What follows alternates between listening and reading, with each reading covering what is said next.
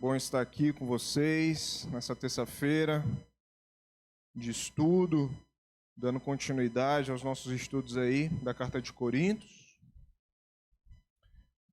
Então, já vamos abrindo aí as suas Bíblias no capítulo 8. Hoje a gente vai dar continuidade, aprender um pouquinho mais do capítulo 8, que tem muito correlação com o que a gente já estudou em Romanos, já é de conhecimento de muitos de vocês.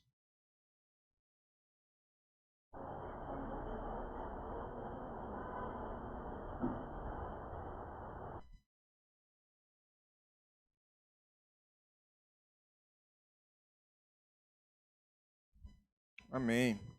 Já acharam aí? 1 Coríntios, capítulo 8. Hoje a gente vai trabalhar esse texto todo a respeito das coisas sacrificadas aos ídolos, entender um pouco a respeito do que era isso, né? E do porquê a exortação de Paulo, as orientações de Paulo, o que significa cada situação, o contexto. Que é importante a gente saber isso tudo para que a gente não venha ter um entendimento equivocado da palavra, né? A gente sabe que um texto fora de um contexto, ele pode se tornar uma heresia, ele pode se tornar um contexto para você praticar algo errado, para você fazer algo que não condiz com o que estava escrito, referente ao tempo que foi escrito, a quem foi direcionado, o porquê que foi direcionado, né? Então vai abrindo aí, quem já está no capítulo 8, na minha Bíblia está escrito assim, verso 1.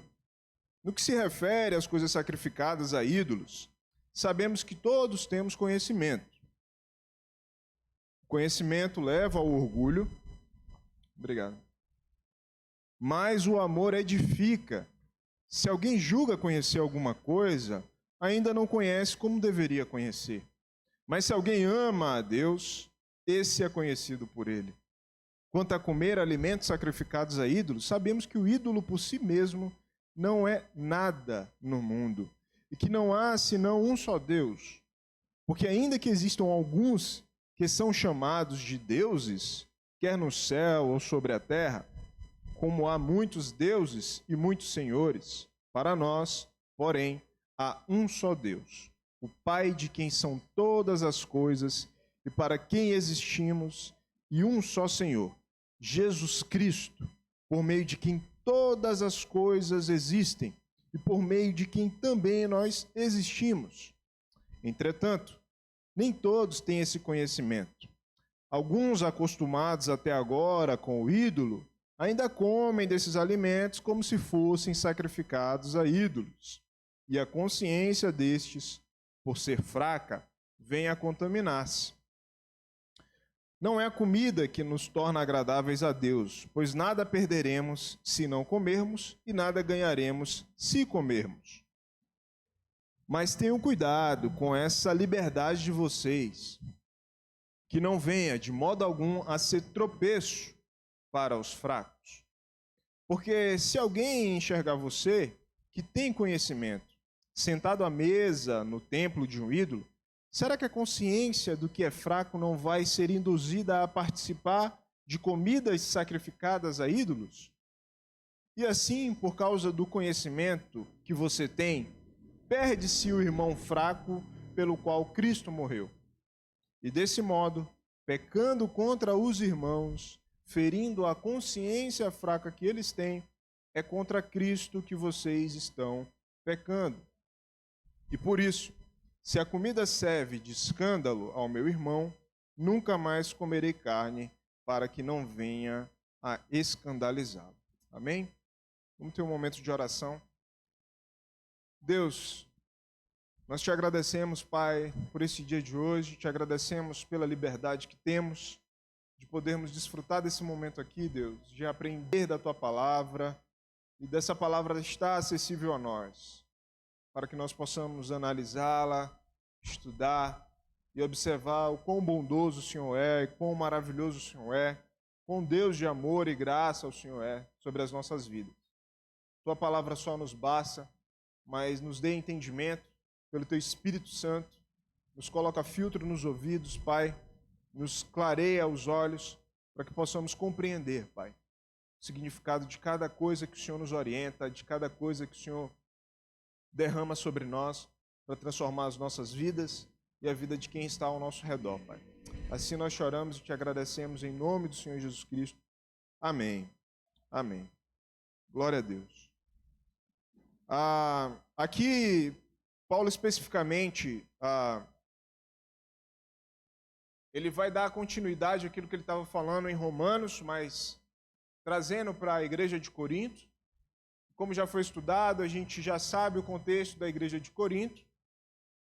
Era uma igreja próspera em todos os sentidos, em dons, era próspera financeiramente e era próspera em problemas também. Tinha muitos problemas dentro da igreja. Fruto de uma cultura do meio que eles viviam, e já era habitual isso deles. Paulo vai trazer aqui um tema que é muito comum a nós, que se chama os escândalos. Né? Quando ele fala a respeito de tropeço, que não venha a ser tropeço, em algumas traduções também tem a que não venha a ser escândalo. E talvez a tradução de escândalo que a gente conhece não seja o escândalo que Paulo está falando a respeito, e nem o escândalo que os próprios judeus falam a respeito, de quando se trata dessa palavra escândalo. Escândalo de antemão não é a gente se assustar com algum comportamento. Escândalo de antemão não é, meu Deus, fulano de tal fez isso, o fulano de tal fez aquilo, o fulano de tal está usando isso, o fulano de tal está usando aquilo. Não. Escândalo passa pelo julgamento da sua consciência, através do que é certo e o que é errado, que induz você também a praticar a mesma coisa. Só se torna escândalo a partir do momento que você é induzido a fazer a mesma coisa. Mas lá na frente a gente vai explicar um pouco. Mas aqui, nesse contexto de Coríntios, né, onde Paulo vai falar sobre essas coisas sacrificadas aos ídolos, é muito importante eu falar desde já, porque existem algumas doutrinas e algumas culturas do meio religioso, do meio evangélico, que falam inclusive que a nossa alimentação deveria ser uma alimentação vegana, né? Que a gente jamais poderia comer carne, porque no início Deus criou Adão e Eva, né? E deu de todos os frutos. Mas seria muito interessante a gente analisar um pouco também Deuteronômio. Algumas orientações de Deuteronômio. Você não precisa abrir a sua Bíblia, mas se você quiser abrir para investigar e ver se o que eu estou falando é verdade. Deuteronômio 15, a partir do verso 19. Eu tenho relido Deuteronômio, eu gosto muito de estar olhando, analisando a lei de Deus para Israel nesse período, porque eu acho fantástico como que essa lei, que apesar de a gente viver hoje pela graça, mas é uma lei de fato graciosa, é uma lei justa para os padrões daquela época, né? Onde nenhuma nação, nenhuma tribo, nenhuma etnia tinha o mesmo padrão de lei que tem aqui. A consciência do valor humano, sabe? A consciência da valorização da mulher, a consciência de uma boa alimentação, a consciência de uma boa vestimenta, a consciência de como você deve agir diante das injustiças, como você deve agir diante dos escândalos, né? Das atrocidades, dos crimes. Como Deus orienta, através de Moisés, o seu povo. Eu acho lindo, eu fico emocionado às vezes com algumas descrições das leis, né? De como o povo de Israel, a nação de Israel, deveria tratar os estrangeiros, né? De como o povo e a nação de Israel deveria repartir a sua bênção, a sua prosperidade com os próximos, com os estrangeiros, com os pobres, né? Eu acho fantástico, apesar de, obviamente, ter algumas coisas que são pesadas, mas quando você olha para a época, você entende o porquê de que era tão rigoroso algumas questões, né? Onde Deus manda matar, inclusive, né? Deus ordena apedrejar para que o mal não se proliferasse ali no meio, né? Então, existem esses contextos, mas tudo não se passa de bondade de Deus. Então, lá no a partir do verso 19, no capítulo 15, diz assim, ó, a respeito da lei, a respeito dos primogênitos do gado. né? Então aqui já lança qualquer fora de ordem se falar que comer carne é errado, que comer carne não agrada a Deus, porque existem ordenanças a respeito disso, né? Então ele fala aqui, ó, do seu gado e das suas ovelhas consagrem ao Senhor, seu Deus, todo primogênito macho. Com os primogênitos do gado vocês não devem trabalhar, nem devem tosquiar os primogênitos das suas ovelhas. De ano em ano, vocês e as suas casas devem comer esses animais diante do Senhor, no lugar que o Senhor escolher. Porém, se um desses animais tiver algum defeito, se for coxo ou cego, ou tiver outro defeito grave, não o sacrifiquem ao Senhor, seu Deus. Depois isso aqui vai virar baderna, né? Porque eles vão começar a dar qualquer tipo de oferta para Deus, né? Para que eles comessem o melhor e oferecessem qualquer coisa para Deus. Isso não foge muito da realidade de hoje em dia, né? Às vezes a gente deixa de oferecer as nossas coisas para Deus por último. A gente coloca em última posição do que sobrar, né? Do que restou, do que eu posso, né? E nunca é dos melhores, né? Então aqui Deus dá essa ordenança, né? Mas como a gente vive pela lei da graça, Deus tem misericórdia de nós diante disso. Mas quando o princípio é cumprido, pode ter certeza que Deus se agrada, Deus tem prazer em ver os princípios cumpridos, e muita coisa acontece na nossa vida quando os princípios são cumpridos. Então ele continua aqui, porém, se um desses animais tiver algum defeito, ser coxo ou cego, ou tiver outro defeito grave, não o sacrifiquem ao Senhor seu Deus. Vocês devem comer a carne desses animais na cidade em que moram, tanto as pessoas impuras como as puras podem comer dessa carne, como se come a carne da gazela ou do veado. Tão somente não comam o sangue. Este vocês devem derramar sobre a terra, como se fosse água. Então ele dá orientação aqui a respeito disso, né? E ainda chama os puros e os impuros para participar dessa alimentação, né? Imagina um churrasco aí, gigantesco com esse animal impuro. Ele estava impuro no sentido de ter algum defeito, mas a carne era boa para comer, né? Então Deus dá essa orientação de não jogar fora, né? Ou seja, há uma consciência de não desperdiçar alimentos, né? Então Deus tem essa consciência de não, peraí, vocês não vão oferecer para mim, mas vocês podem comer, façam um churrasco, chamem os puros e os impuros, né? Os impuros na época tinham lá as mulheres que estavam no período menstrual, tem todo um regramento de o que era impureza e o que não era impureza, né? Mas ali ele chama, convoca todos para ceiar à mesa, ali, né? Como uma festividade. Depois orienta que não era também para comer do sangue dessas coisas, né? Lá na frente, depois que Jesus é crucificado, é ressurreto, a formação dos 12 apóstolos, lá em Atos vai ter um conselho a respeito dos alimentos, né? E aí eles chegam à conclusão a respeito de que, olha, de fato a lei foi quebrada em Cristo, agora a gente pode comer qualquer coisa, mas uma ordenança eles deixaram, né? Mas isso aqui a gente não quer cumprir, isso aqui a gente vai permanecer sem comer a carne com sangue, né? A gente sempre vai derramar o sangue na terra. Isso tem a ver lá com Deuteronômio aqui, como vocês acabaram de ver, né? Então a gente lança fora já essa tese de que, não, a verdadeira alimentação cristã não passa por carne, né? A gente não deve comer carne, picanha, qualquer outra coisa do tipo. Então, saiba que vocês estão liberados disso, né? Mas aqui em específico em Corinto, os templos pagãos daquele período, daquela cidade, né? A gente está falando ali de Roma, de Atenas, toda aquela região ali, eles eram de uma cultura que a gente chama de politeísta, ou seja, que existiam vários deuses, né? Que existiam várias divindades, né? Assim como na Índia, por exemplo, existem várias divindades, então os gregos passavam por essa cultura também de várias divindades. E lá em Corinto era muito comum, na verdade, era a cultura da terra, era a cultura da região, oferecerem sacrifícios a animais, a alguns deuses, né? Então a gente vai ver lá que tinha os templos do deus Dionísio, tinha templos dos deuses, enfim, eu me esqueci o nome, mas tinha alguns templos onde você oferecia essa carne, né, de animais, e essa carne que era vendida, que era oferecida no templo, alguns restos dessas carnes oferecidas a esses deuses, elas eram vendidas no frigorífico popular. O resto dessas carnes eram vendidas no frigorífico popular.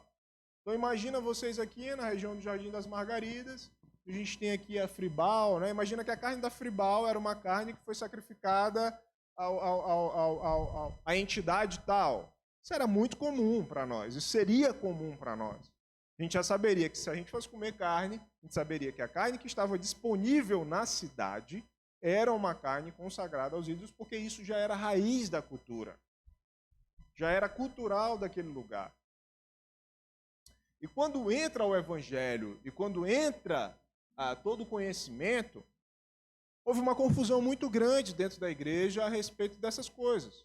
A respeito de, pera lá, mas aquelas carnes eram consagradas a ídolos, a gente entende que o ídolo não é nada, e que, na verdade, esses ídolos eles não existem, mas, na verdade, são doutrinas de demônios, tudo isso. E agora, o que a gente faz? A gente come ou não come carne? A gente participa ou não participa? Como já era um problema, né, as facções, né, que a gente já estudou, tinha as divisões lá, eu sou de Paulo, eu sou de Pedro, eu sou de Apolo, vocês lembram disso? Né? Então, como já existiam essas facções, existia a facção dos quem era mais entendido, quem era menos entendido das coisas, né? Então, quem era mais entendido do Evangelho, né, quem estava já aprofundado no Evangelho, já sabia que essas coisas não tinham problema nenhum de você comprar essa carne, porque eles já sabiam que eles serviam ao único Deus e sabiam que serviam ao Deus Todo-Poderoso. Ora, se Deus é Todo-Poderoso, essa carne que é sacrificada a ídolos, mal a mim não vai fazer. Minha consciência é limpa diante disso, então eu vou lá, como, entro no templo, saio do templo, que era muito comum também eles entrarem e saírem do templo. Né? Nesses templos haviam salas que ofereciam carnes em sacrifício a respeito de algum negócio que você tinha fechado. Né? Então você fechava um negócio, pô, vamos comemorar aqui, aí ceava, sacrificava agradecendo, né? Não muito diferente do que a gente faz nos nossos altares, né? Quando a gente tem uma conquista, tem alguma coisa, principalmente um objeto, né? Isso é meio supersticioso, tá? Mas eu não recrimino quem o faça, porque é uma maneira de você estar agradecendo ao Senhor publicamente pelo carro que você tem, pela casa que você comprou, né? Por uma viagem que você ganhou, algo do tipo, né? Então você publicamente declarou isso, consagrou ao Senhor, né, no aspecto de agradecer. Então lá também, culturalmente, tinha isso aos seus deuses. Né? Vamos comemorar, vamos oferecer um pedaço de carne aqui lá na sala do deus Dionísio, na sala do deus tal, agradecendo por esse negócio que a gente acabou de fechar. Então, ou seja, era muito comum. Né? Muito comum mesmo. Então Paulo vai orientar eles, né? E por isso que ele fala desde o início no verso 1, olha, sabemos que todos temos conhecimento. Todos. E todos é todos. Ou seja, todos da igreja de Corinto tinham o conhecimento de que toda a carne que existe na cidade é sacrificada a ídolos. Então, por isso que ele coloca todos temos conhecimento a respeito disso. Né? E aí ele complementa dizendo, o conhecimento leva ao orgulho, mas o amor edifica. Se alguém julga conhecer alguma coisa, ainda não conhece como deveria conhecer. Mas se alguém ama a Deus, esse é conhecido por ele. Né? Então Paulo está falando justamente para esse tipo de cristão formado em Corinto da época, que tinha essa soberba de ter esse conhecimento e dava luz a essa liberdade que ele tinha por ter esse conhecimento, de que aquela carne não iria trazer problema nenhum para a vida dele, apesar de ser sacrificada pelo Deus tal. Né? E só que qual era o problema disso? O problema era que a soberba do coração, a altivez desse conhecimento, levava ele a desprezar os outros. levava ele a desmerecer o escândalo do seu irmão, que não tinha entendimento, ainda estava confuso no seu entendimento a respeito dessas coisas. E Paulo vai trazer essa orientação a eles e fala, olha, beleza, vocês têm sabedoria, vocês têm o conhecimento, mas vocês não têm sabedoria, essa é a verdade. Porque se vocês tivessem sabedoria, vocês andariam como sábios, observando as situações e por amor ao outro, isso agrada a Deus. Por que por amor ao outro isso agrada a Deus? Porque a lei é resumida em 2, amar a Deus acima de todas as coisas e ao próximo como a ti mesmo. Vocês deveriam tomar mais cuidado com isso que vocês estão fazendo. Por mais que você entenda que nada disso vai fazer mal a ninguém. E fazer esse tipo de ação o torna você conhecido por ele, conhecido por Deus, como um filho de Deus legítimo, né? E ele acrescenta, quanto a comer alimentos sacrificados a ídolos, sabemos que o ídolo por si mesmo nada é no mundo, e que não há senão um só Deus. Porque ainda que existam alguns que são chamados de deuses, quer no céu ou sobre a terra, como há muitos deuses, há muitos senhores. Ou seja, como há muitos senhores e há muitos deuses, vocês têm o entendimento de que só existe só um Deus. Então aqui ele já está falando com todos. Ele está falando tanto para os fracos de entendimento, quanto para os fortes de entendimento. Então, e aqui Paulo sempre é muito característico a isso, né? Quanto os fracos de entendimento é que ainda não compreenderam esse poder da graça, esse poder da liberdade da graça em Cristo, que transforma o caráter do ser humano a fim de que ele possa ter liberdade em todas as coisas, mas provendo de tudo que ele faz, que provenha da fé. Por isso que lá na frente ele vai falar que tudo aquilo que não provém da fé é pecado, né? Ou seja, onde há dúvida, há pecado. Ou seja, se você está com dúvida em fazer algo ou não está, eu estou com dúvida se eu como isso aqui ou se eu não como, então não coma. Porque tudo que provém da dúvida é pecado. Ou seja, a sua consciência já inferiu a você, mas é pecado para você, que ainda não adquiriu entendimento. Então, por isso que eu sempre falo, quem vem terça-feira, quem está participando da escola bíblica dominical, sempre volta mais fortalecido para sua casa. Já anula essa mente fraca de entendimento, né? Então, aqui a gente está para trazer o entendimento. Muitas das vezes a gente foca nesse texto no propósito do escândalo, né? De se escandalizar. E a gente já fica com um gatilho na mão a respeito dos escândalos, dispostos a se escandalizar com o irmão a qualquer coisa, porque estava escrito no texto a respeito disso. Mas a gente vai aprender direitinho a respeito dessas coisas. Mas existe um princípio e um fundamento que é maravilhoso, que Paulo tenta nos mostrar aqui, e eu quero focar a respeito disso. Que é um princípio de até que ponto o nosso cristianismo está disposto a abrir mão do nosso direito em favor do outro. Até que ponto o nosso cristianismo está disposto a abrir mão do nosso direito em favor do outro. De saber que nós podemos, por direito, obter uma coisa, mas nós não vamos querer obter aquilo para a edificação do outro, para a edificação do nosso próximo. E, infelizmente, nós temos vivido uma cultura dentro da igreja que se chama uma cultura de consumo.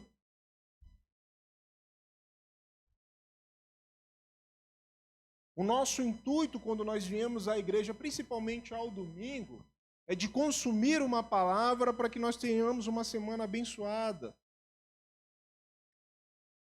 E não de vir ao domingo para abençoar a vida de alguém, para testemunhar sobre a vida de alguém, para orar por alguém, para oferecer algo a alguém e voltarmos para a nossa semana abençoados. Isso indiretamente, isso brota em nosso coração. O culto ele acaba se tornando mais individual do que coletivo. As canções que nós cantamos, podem ver, elas falam mais do individual do que o coletivo. Por isso que eu gosto de músicas de consagração, porque elas estão sempre no plural. Nós te louvamos, nós te agradecemos, bendito seja o nome do Senhor, porque tu és soberano. E não eu a respeito de mim, do meu quarto, da minha intimidade. E nada contra a respeito disso. Mas quando nós estamos no coletivo, é para adorar no coletivo e não no individual. Individual você vai, tranca a porta do seu quarto e louva no individual.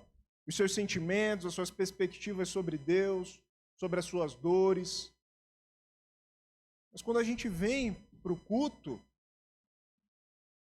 é o coletivo, sabe, nós somos um.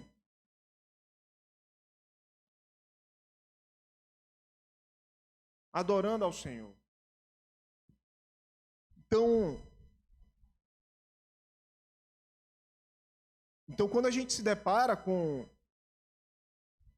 esse egoísmo diante da vida da gente, de por que eu tenho entendimento tal, eu não estou nem aí para fulano se ele não tem entendimento. Ninguém mandou ele buscar não ler, não ter conhecimento das Escrituras, não saber o grego como nós sabemos, não saber o hebraico como nós sabemos.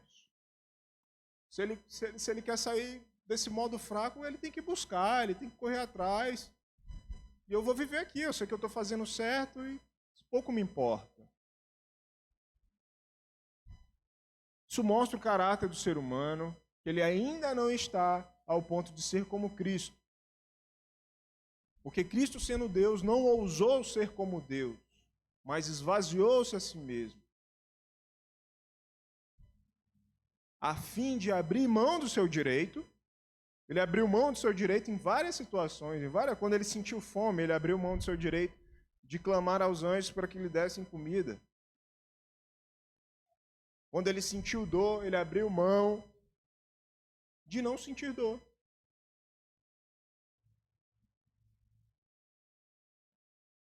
Mas para mostrar como exemplo em si mesmo, que assim como ele conseguiu sofrer dor humana, nós também conseguimos com ele.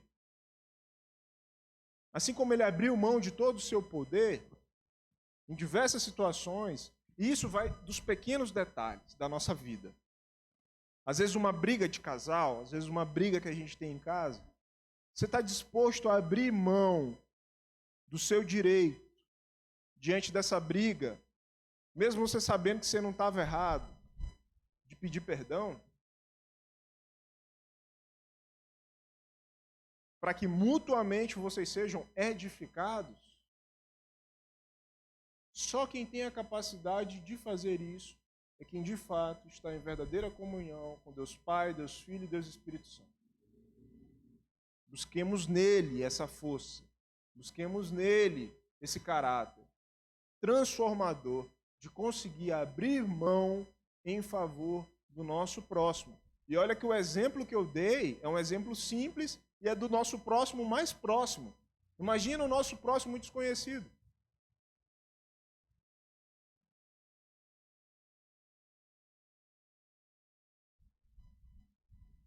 Imagina o próximo que está distante de você, que você nunca viu na vida. É desafiador a nós, mas ao mesmo tempo é elegante, eu acho charmoso, porque isso é uma manifestação divina nossa, de verdadeiros filhos de Deus. Onde não tenha nenhum que enxergue uma atitude dessa e fale, cara, isso é fantástico o que esse cara fez. E uma vez eu falei a respeito disso num exemplo que eu dei sobre... Eu acho que eu contei essa história aqui do pai que a filha tinha sofrido abuso sexual por um psicopata. Tem esse vídeo gravado, é fantástico, porque ele já tinha sido diagnosticado com psicopatia.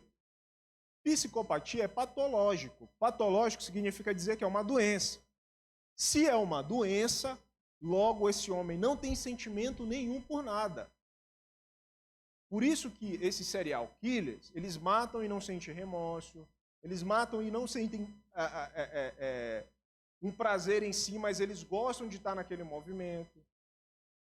E por mais que eles sofram o problema, as consequências, eles não sentem arrependimento, porque é uma doença. E a gente não sabe explicar o porquê. Mas esse homem já estava diagnosticado pelos psicólogos, pelos psiquiatras, de que ele tinha uma doença, e de fato ele tinha essa doença. E várias pessoas ali que foram vítimas, né, familiares que tiveram suas filhas vítimas desse homem, desse serial killer, né, falando, eu odeio esse cara, eu queria que ele fosse para o inferno, eu quero matá-lo, eu quero... Você não sabe o mal que você fez para a minha vida. Você não sabe o problema que você trouxe. Você tirou a coisa que eu mais amava da minha vida, que era minha filha, que era o meu filho. E ele fazendo cara de desdém, como se nada tivesse acontecido. E ele fazendo uma cara de quem não estava sentindo nada, não sentia remorso nem nada. Olhava para a pessoa assim, meio com uma cara debochada. E chega um homem, um senhor barbudo, cabelo branco, barba branca. Ele toma o microfone e ele fala para ele, apontando, ele fala assim, hoje eu estou tomando uma decisão mais difícil da minha vida. Eu sei que você, assim como você destruiu a minha vida, você destruiu a vida de milhares de pessoas, mas o Deus que eu sirvo me pediu para me fazer algo por você. E eu te perdoo. Esse foi o ensinamento mais difícil que ele me pediu para fazer. E eu lanço perdão sobre a sua vida. Siga e você está perdoado. De repente o cara começa a cair em choros, em lágrimas. Ali houve um momento de cura. Porque se ele não tem sentimento nenhum, se o diagnóstico da doença é não ter sentimento, remorso, nem nada, ele foi curado pelo lançar de um perdão e uma palavra. Ou seja, aquele homem que era tido como serial killer, ele carregou o peso a partir do perdão de todas as mortes, de todos os estupros que ele fez. Se ele foi salvo, isso aí é outra questão. Mas aquele momento foi um momento do agir do Espírito Santo, que trouxe cura para ele. E ele vai carregar consigo a consequência daquela cura, porque ele vai voltar a sentir remorso, vai voltar a sentir a consequência, vai clamar por misericórdia e perdão até o fim da sua vida. A gente não sabe o que vai acontecer, mas algo foi feito aqui, e Paulo está ensinando isso aqui a Coríntios. Abrir mão de um direito que é seu em favor do outro. Abrir mão de um direito que é seu para não ter que escandalizar alguém. E aqui a gente vai entender um pouco a respeito do que é esse escandalizar. E ele fala no verso 7, entretanto, nem todos têm esse conhecimento. Alguns, acostumados até agora com o ídolo, ainda comem desses alimentos como se fossem sacrificados a ídolos. E a consciência destes, por ser fraca, vem a contaminar-se. E aí Paulo vai falar, não é a comida que nos torna agradáveis a Deus, pois nada perdemos se comermos e nada ganharemos se comermos. Por que ele está falando aqui? Alguns acostumados até agora com o ídolo ainda comem desses alimentos. O que acontecia? Por ser cultural do povo de Corinto, essa coisa de comer carnes sacrificadas aos ídolos, ainda existia na consciência desse povo convertido meio que um medo de estar ofendendo aos deuses. Eles não sabiam ao certo se, rapaz, será que se a gente não comer, Deus Dionísio não vai amaldiçoar a gente, não vai acontecer alguma coisa?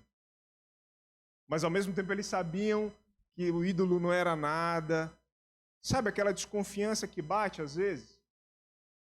Até mesmo em nós, se Deus está olhando ou não o nosso sofrimento, se Deus está olhando ou não o nosso problema. E aí alguns crentes, vou utilizar esse termo num sentido ruim, mas alguns crentes consultam as revistinhas de astrologia. Paz, deixa eu ver como é que vai ser o meu dia hoje, porque não confiam tanto plenamente em Deus. Tem alguns que visitam cigana para ler a mão e fica nesse limbo, né, entre lá e cá, e vai na igreja domingo para receber a revelação e quer ir na igreja. E é sempre para receber, né? Existe esse tipo de pessoa. Eu sei que não é uma realidade nossa, eu sei que está distante da gente aqui, principalmente da IBM. Isso eu tenho convicção disso. Mas megas igrejas por aí, isso é muito comum. Muito comum. Vocês não têm noção do que tem de crente que vai em terreiro de umbanda, de alguma coisa. É porque é crente, não é discípulo de Cristo. E nossa missão aqui de Igreja Batista Missionária é formar discípulos. Por isso a importância do discipulado, por isso a importância das células, por isso a importância de estar junto, por isso a importância do ensino, por isso a importância da prática do ensino. Porque ninguém está aqui para te trazer uma crença. Porque acreditar, todo mundo acredita em Deus. Nós temos a mania cultural de se acreditar em Deus. Mas muitos não têm a disposição de querer se tornar discípulos. Por isso que a Bíblia é clara, muitos serão chamados, mas poucos serão escolhidos. Nosso objetivo pode ter 10, 15 pessoas. É transformar todos vocês em chamados e escolhidos. Esse é o propósito da igreja. Esse é o propósito nosso. É o nosso aperfeiçoamento mútuo. Tem hora que a gente vai ter que dar palavra dura, tem hora que a gente vai ter que chamar o irmão na chincha, e isso tem que ser agradável aos nossos olhos. Isso tem que ser motivo de alegria, de ver que você está sendo cuidado a fim de que você tenha a aparência de Cristo. E é essa mesma exortação que Paulo traz aqui para esse povo arrogante de conhecimento. Já eu sei muito, e porque eu sei muito, o irmão que se lasca. E não é assim no reino de Deus. Não é assim no reino de Deus. Porque maior no reino de Deus é aquele que serve. Então a gente sempre tem que estar disposto a servir o nosso irmão, por mais que ele seja difícil. Por mais que ele seja um irmãozinho complicado. Mas nós temos que ter a disposição de abrir mão do nosso direito em favor da edificação do próximo, daquele que deseja ser edificado. A palavra é bonita, eu sei que não é fácil, mas é o que está escrito. É o que garante nós sermos filhos de Deus, é o que garante nós andarmos como salvos. E sobre salvos e salvação, ele fala que Jesus, por meio de quem todas as coisas existem, por meio de quem também nós existimos, ou seja, toda a nossa existência, não só de vocês que estão aqui numa terça-feira, num culto, que já aceitaram o Senhor como Senhor Salvador, que já foram batizados, existem por meio da graça manifestada de Cristo, assim como o pessoal que está lá fora, ali naquele momento, ali no canto, está em casa, eles existem por causa da graça, do sacrifício, do favor imerecido de Deus. E a nossa missão é fazê-los reconhecer isso. Porque uma vez que eles reconhecerem que são salvos, eles vão passar a andar como salvos.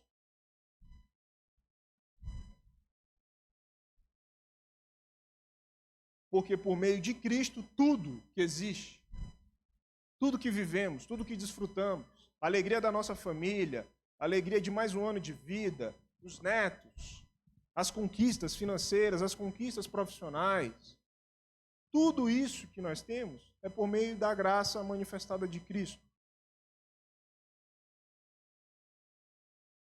Onde o seu sacrifício foi conhecido desde lá da fundação dos tempos. Deixa eu só olhar o meu tempo aqui.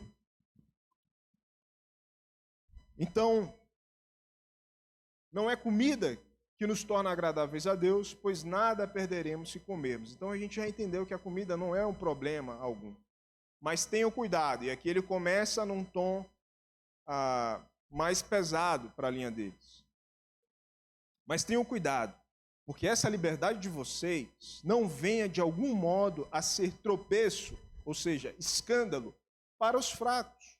Porque se alguém enxergar você, que tem conhecimento, sentado à mesa do templo de um ídolo, será que a consciência do que é fraco não vai ser induzida a participar de comidas sacrificadas a ídolos?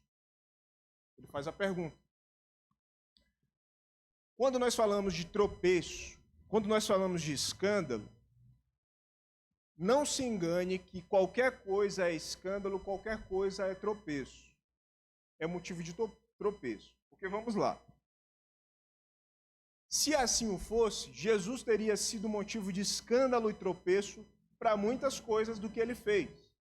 Como o que, irmão Luiz? Como, por exemplo, andar com um centurião romano, comer com mulheres adúlteras, estar na mesa da ceia com cobradores de impostos. Isso tudo para a época, na nossa percepção de escândalo, seria considerado escândalo. Os seus discípulos, eles trabalhavam no sábado, sendo que o sábado, a lei do sábado, era por descanso. Ora, se o escândalo é essa percepção de eu olhar algo que o irmão fez e achar que ele está fazendo algo errado, então nós vamos viver escravos da opinião do outro. Porque eu posso achar escandaloso, a partir de então, do contexto que a gente está vivendo hoje em dia, de que o pastor Serginho está me escandalizando porque ele está com a camisa vermelha. Então isso demonstra que ele é de alguma filosofia tal, de um lado tal. Isso causou escândalo para mim, então a partir de agora eu estou escandalizado com isso. Ou que o batom da irmã tal tá de tal cor e isso me escandalizou. E aí você vai viver refém e escravo das opiniões alheias. Mas o que é escândalo para o hebreu, o que é o escândalo para o grego? Escândalo é quando você é levado a. E você é levado a fazer algo que conscientemente você entende que para si é pecado. Ou seja, eu escandalizei o meu irmão.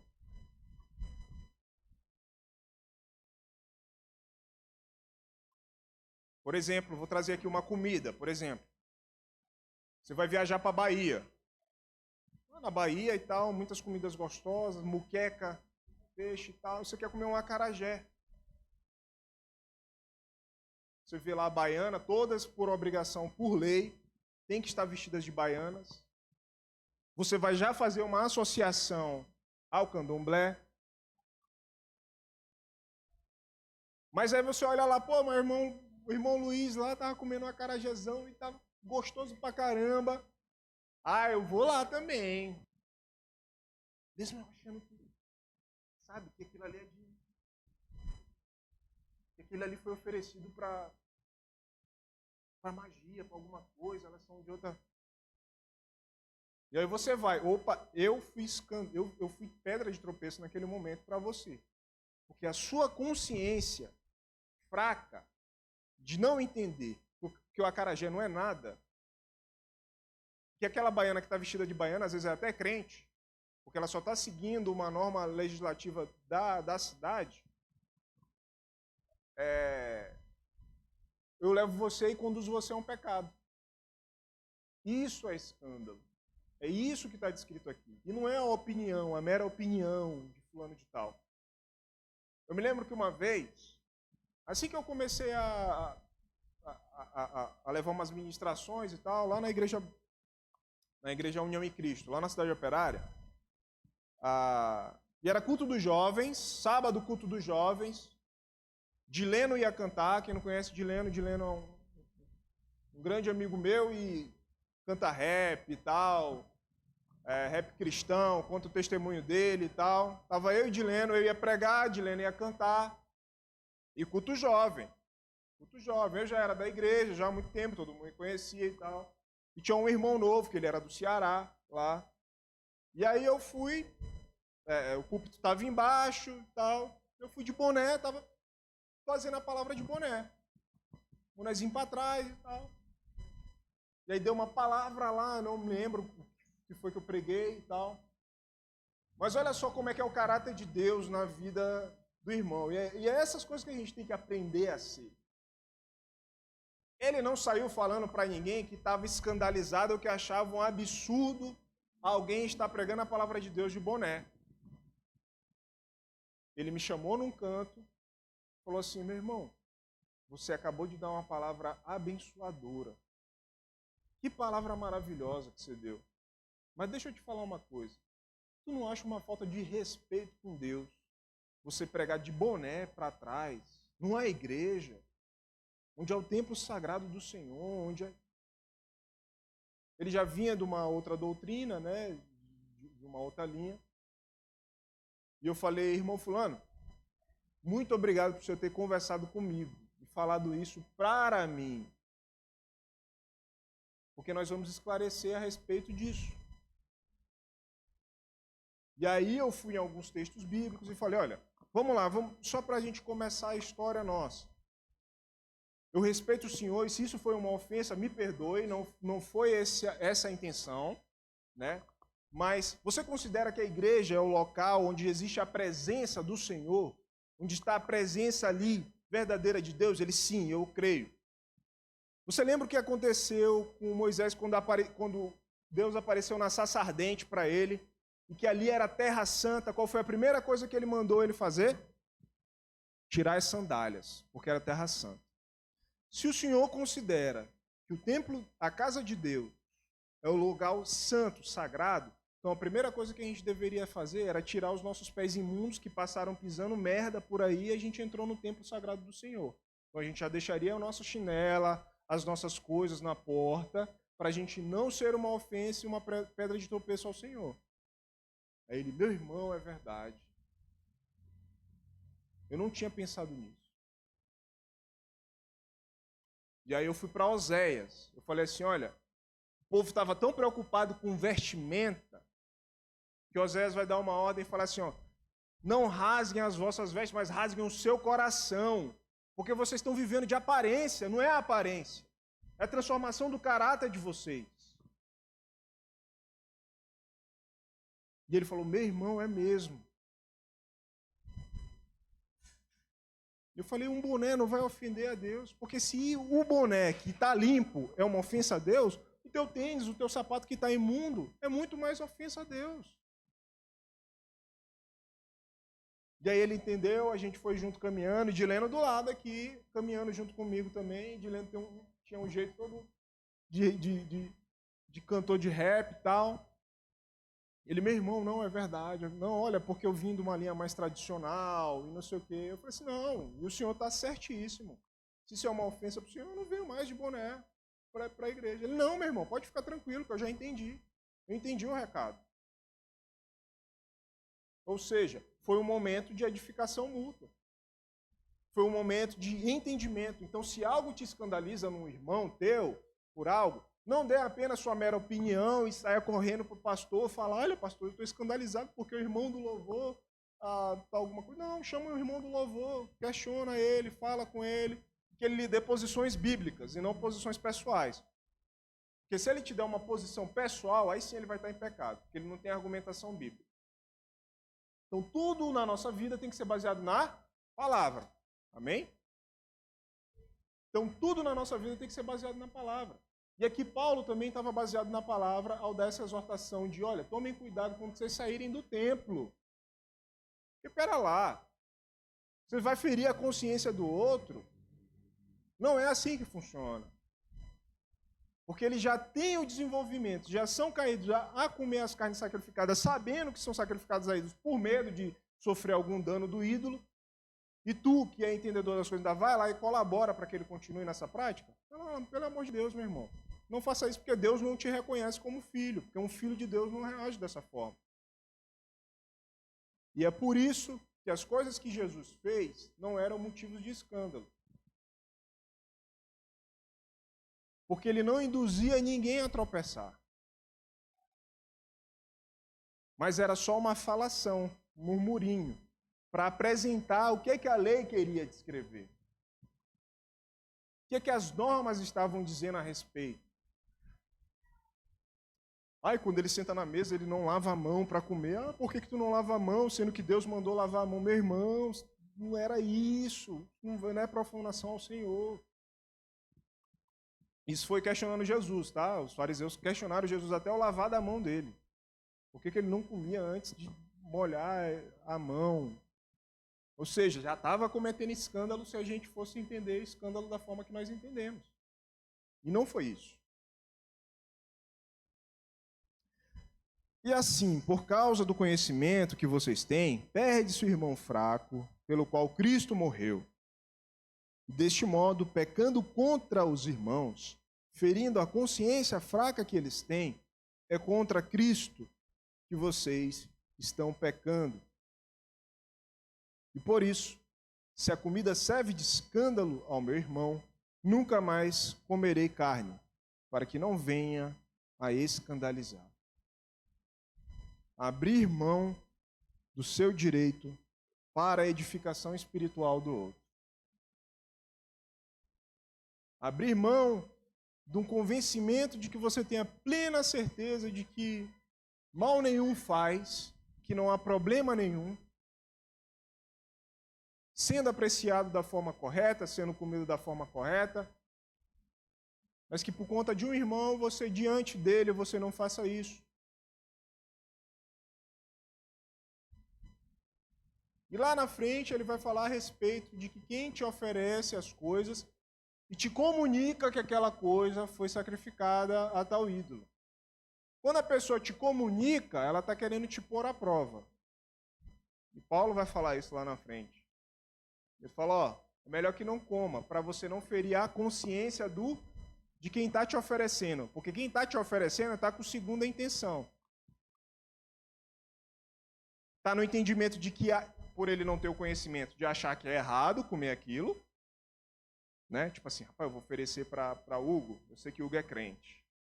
Vou oferecer esse negócio aqui para Hugo, para saber se Hugo vai tomar mesmo. Mesmo sabendo que esse negócio aqui, nada influencia na vida de Hugo, nada vai influenciar na... Mas a mal intenção da consciência de quem está oferecendo, se Hugo aceitar, Hugo vai ser tropeço para a vida dele. Ele, olha, tá vendo, rapaz? Tu tá vendo? Como é que fulano de tal, que não come carne de porco, e ó, eu ofereci aqui um baconzinho para ele e está comendo. Ou seja, eu pequei contra o meu irmão. Por mais que eu tinha o entendimento de que... Então o que eu faço? Não, meu irmão, obrigado. Agora, se ele te ofereceu, se chamou para almoçar em casa, não pergunte nada. Se foi oferecido ou se não foi, não pergunte. Só coma o que tiver na mesa. É isso que Paulo vai falar. Mas eu quero que a gente fique com um princípio aqui. O princípio de morrer. Nós somos o povo que morremos para nós mesmos. Por isso que para você aceitar o reino de Deus, o primeiro passo é morrer para si mesmo. Negar a si mesmo. Tome a sua cruz. Vem e segue. É desafiador a nós, mas não é impossível a nós. O Espírito está pronto. O Espírito está pronto. Só basta nós, de forma conjunta, unitária, como igreja, nos fortalecer uns aos outros, para que esse nível nos alcance a nossa vida e a gente possa edificar a vida de muita gente através de um gesto simples, como, por exemplo, o perdão. Amém? Deus nos abençoe na nossa caminhada cristã, que muitas das vezes passam pela cabeça nossa de desistir. Mas que o Espírito Santo possa renovar as nossas forças, possa nos trazer experiências que edifiquem a nossa vida de tal forma que nos faça ter um encontro com Ele, de tal forma que a gente jamais pense em desistir, mas que a gente esteja disposto a sofrer até o fim. Abrir mão do nosso direito em favor dos outros, por amor a Deus acima de todas as coisas, e ao próximo como a nós mesmos, a fim de cumprirmos o verdadeiro mandamento e o maior dom, que é o amor. Amém? Glória a Deus.